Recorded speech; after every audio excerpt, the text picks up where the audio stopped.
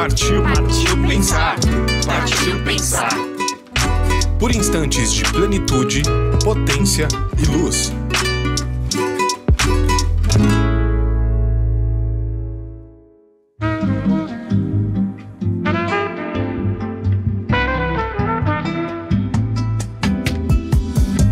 Ei, nós dois de novo aqui juntos para pensar junto sobre as coisas mais imediatas da vida. Está no ar o hashtag Partiu Pensar, podcast de toda terça-feira, para que a gente pense melhor sobre as coisas da nossa vida. Vamos conseguir pensar melhor? Não sei. O que significa exatamente pensar melhor do que antes? Também não sei, mas desconfio. Haverá intuição de que, depois de muito pensar, parece que as ideias de agora se tornaram mais límpidas, mais claras, mais pé no chão, mais consistentes do que as bobagens que dizíamos antes. Mas vamos devagar, ninguém tem pressa.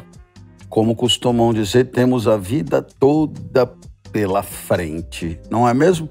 Cada um com a sua quantidade de anos remanescentes. Temos a vida toda pela frente. E hoje eu queria falar de música. Música. Quando eu falo a palavra música, o que é que te vem à cabeça, né? Ah, professor, me vem à cabeça com a Anitta cantando. Ah, professor, me vem à cabeça a música Yesterday. Yesterday.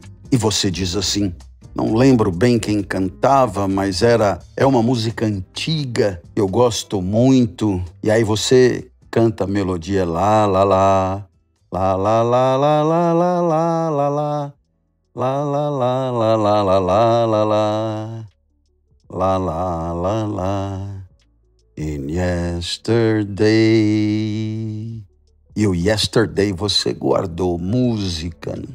Alguém levanta a mão e diz, não, mas música gozado me faz pensar aquelas orquestras com o maestro na frente virado para os músicos e os músicos tocando aparentemente obedecendo às ordens que o maestro dá por intermédio da sua gesticulação, né? E da batuta que parece que brota assim de dentro da mão dele, né? Nossa, que loucura! Música. E aí então, claro, haverá tanta coisa a dizer sobre a música, porque cada um tem com a música as suas experiências. Mas eu acho que nós poderíamos tentar subir pelo menos um degrau acima do particular, né? Sabe o particular? Eu gosto disso, não gosto daquilo, acho isso ridículo, não gosto daquilo, adoro ouvir aquilo lá, eu curto o MPB, eu não sei. Então, isso é super importante, mas a gente podia tentar subir um degrau. A gente podia tentar dizer alguma coisa outra. E eu, então, proponho que a música seja uma arte, né? Mas como arte, né, a rigor, tem a ver com tecne, né? Tem a ver com técnica, tem a ver até com artesanato, tem a ver com poieses, com fazer alguma coisa diferente da própria ação, né? Dar origem a alguma coisa diferente da própria ação. Então, vamos chamar de bela arte, né? Beaux-Arts, a bela arte, belas artes, né? A pintura, a escultura, o cinema, a música, né? A literatura. E aí é engraçado porque todas essas belas artes, elas entram em relação conosco de maneira muito poderosa porque elas nos afetam, né? Elas nos afetam. Se os nossos afetos fossem uma harpa, né, as belas artes são um poderoso dedilhar da nossa harpa afetiva. Então, eu poderia pensar no cinema, eu gosto demais do ator argentino Ricardo Darín, muitas das suas obras são incríveis. o seu trabalho como ator é incrível. E eu poderia me lembrar do Filho da Noiva, eu poderia lembrar do Segredo dos Seus Olhos, mas são tantos que... E o cinema, ele me toca, ele me afeta, ele mexe comigo, como se diz, ele aciona as minhas emoções, não é? Mas é interessante, porque ele tem um jeito muito particular de acionar as emoções, porque, afinal de contas, no cinema você vê a cena, né? Muitas vezes você participa da cena, você se integra na trama, como se estivesse vivendo ali, né? E aí você se emociona, você chora, E é muito legal, porque, no final das contas, sobre o cinema a gente pode falar, a gente pode discorrer, a gente pode, né? O cinema, ele, de algum modo, representa uma certa realidade, né? Então, o cinema, ele nos emociona, mas ele nos emociona exigindo uma participação significativa do nosso espírito, elaboração de ideias, produção do espírito mesmo, pensamento, ideias, discurso, frases, falamos a respeito, etc. Então, interessante o cinema, paralelamente muito próximo do cinema, as telenovelas, né? Eu me emociono demais, né? Eu sou do tipo que chora em fim de novela, eu chorei no Clone, eu chorei no Caminho das Índias, eu chorei no Salvador da Pátria, várias vezes, inclusive, eu chorei em Tieta. Quando Tieta acabou, achei que o mundo tivesse acabado mesmo. É como se eu fosse um adolescente e tivesse tomado um toco da namorada, que era o amor da vida até aquele momento, né? Então, nossa, telenovela emociona muito, mas ela trabalha com uma trama, ela trabalha com uma história, assim como o cinema. Tem a personagem que fez isso, fez aquilo, há um certo número de ocorrências interligadas que costuram uma trama sobre a qual você pode falar, né? A literatura claro, na literatura você não vê imagens, você lê o livro e você, portanto, imagina as imagens, né? Você imagina as imagens e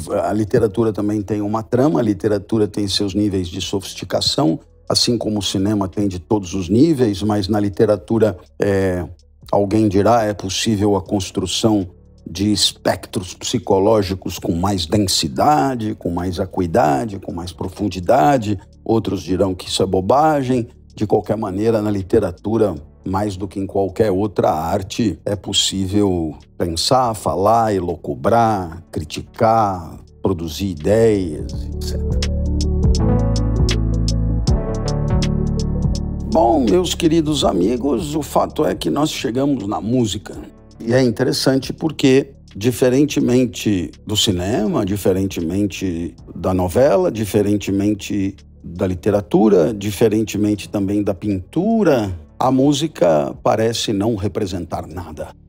A impressão que dá é que quando o músico tenta imitar alguma realidade com o instrumento, ele perde o seu tempo. A música não é feita para isso, né? A música não é uma realidade no lugar de outra, né? A música, pelo menos não tão aparentemente. De tal maneira que a música parece, por causa disso, conseguir invadir os nossos sentimentos, as nossas emoções, de maneira muito mais imediata do que as outras belas artes que eu acabei de citar. Quando você acompanha lá alguém como Zé Ramalho, por exemplo, que junto com Elba Ramalho, representando o estado da Paraíba, né, cantam Chão de Giz, né, naqueles famosos espetáculos, né, dos amigos e tal, Chão de Giz com Zé Ramalho e Elba Ramalho, né? É claro que ali você tem letra e música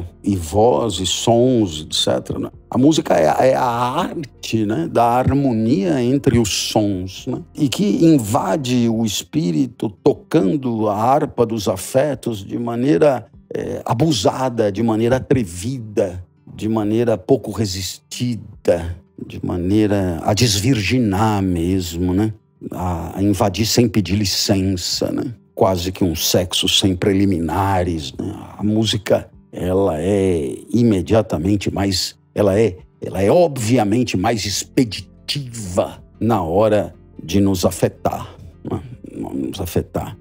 E aqui, claro, eu gostaria de trazer a você pelo menos duas observações suplementares, né?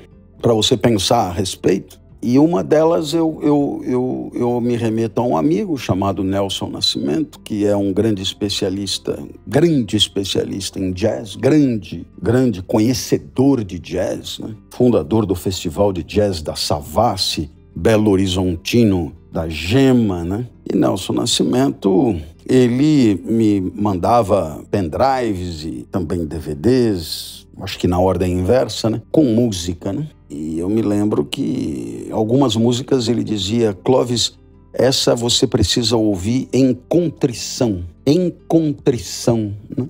E isso significa dar à música 100% da sua atenção.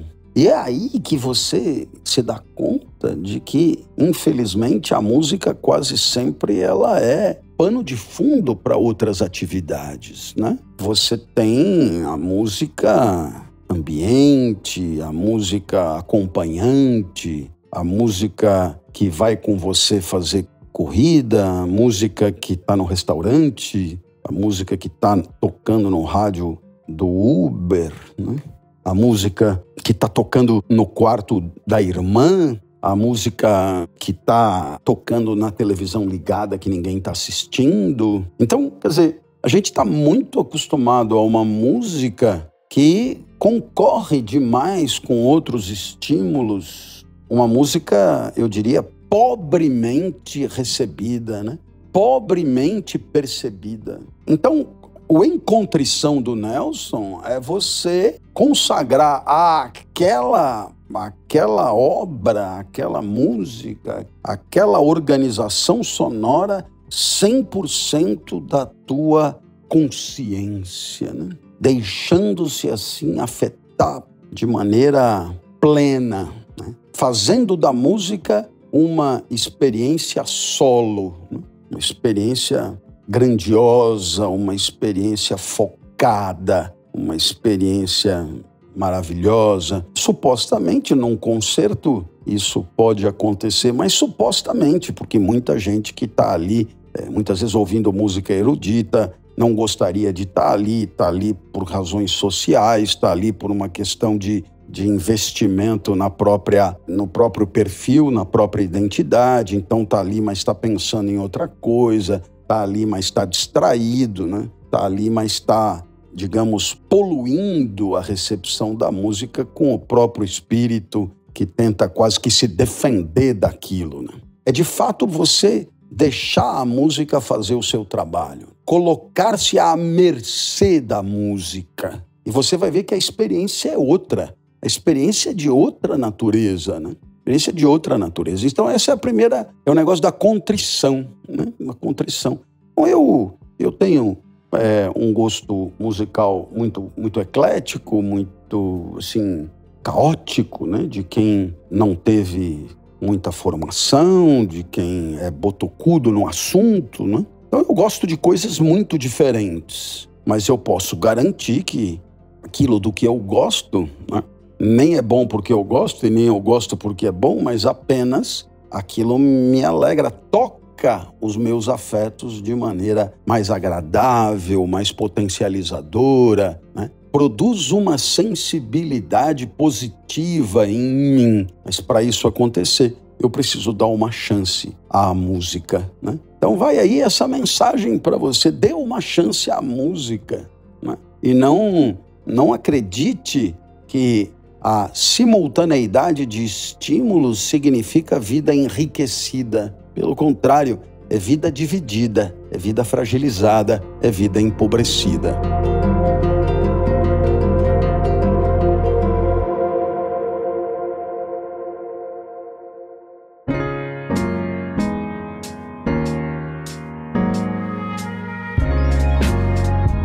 Um outro comentário a fazer é que muitas vezes a música nos sensibiliza em momentos da vida com certas características, em momentos específicos da nossa trajetória. E é impressionante como ela representa uma referência marcante desse momento da trajetória, de tal maneira que a trajetória ela se tornaria menos rica, né, se ela fosse resgatada sem essa referência musical. Então, eu poderia citar um grupo que fez muito sucesso de música pop mesmo, né? No começo da década de 80, que é o grupo Chicago, né? Grupo Chicago, cujo vocalista era Peter Cetera, né? E havia ali Hard to Say I'm Sorry, por exemplo, que era uma música que tocava toda hora, etc. Ela marcou muito o começo da minha vida universitária, né? E eu me lembro que, como eu sempre dei à música uma atenção diferente das pessoas mais próximas de mim, essa marca ficou muito, muito clara, né? Eu me lembro que um pouquinho depois havia uma pessoa da minha convivência na universidade que adorava Led Zeppelin, né? E aí, então, a canção Stairway to Heaven, do Led Zeppelin, é uma canção que marcou o terceiro ano da faculdade de maneira decisiva, né? Então, é interessante porque a música me remete à sala de aula, me remete aos professores daquele ano, me remete a como eu era naquela época, me remete a... né? Então, é interessante porque esse resgate da vida vivida encontra na música uma referência muito potente, né? Muito decisiva.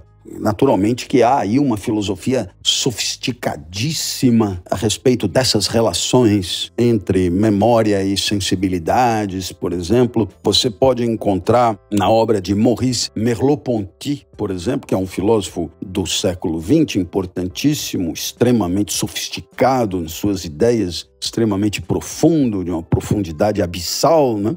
Ele estuda justamente essas relações, né, entre estímulos de natureza diferente, mas vividos em proximidade. Então é muito bacana porque a vida é marcada por músicas que deixaram, de fato, ali esculpido numa memória que vai muito além da mera lembrança, né? Numa memória de sentimentos, numa memória de afetos, numa memória de choro mesmo, numa memória de emoção, de ternura, de alegrias e tristezas, né? Aquilo que pudemos ter vivido de bom e de ruim ao longo da nossa trajetória. Mas é muito interessante comparar, né, a maneira como a literatura pode te afetar. Exemplo, o Primo Basílio de Eça de Queiroz, você imagina, você se deixa afetar, você percebe a complexidade das personagens, você se emociona, você fica indignado, ok, tudo isso acontece, mas é, digamos, em função de todo um espírito que escrafuncha uma trama, uma história, uma narrativa. Aquele livro está ali a representar toda uma narrativa, todo um conjunto de acontecimentos imaginados pelo autor. E a música não é assim. A música, ela entra sem pedir licença. A música não paga pedágio, né, para nenhum tipo de conjectura, né? Quando você vê, a música está te emocionando. Mas o tipo de vida que a gente leva pode fazer você acreditar que a música é acompanhamento de outra coisa. Mas ela pode ser. Ela é muito melhor quando ela é degustada em contrição, com 100% de foco. Era isso por hoje. Fica bem, um beijo grande. Até a próxima, se Deus quiser. Terça-feira que vem estamos aí. Beijão. Valeu!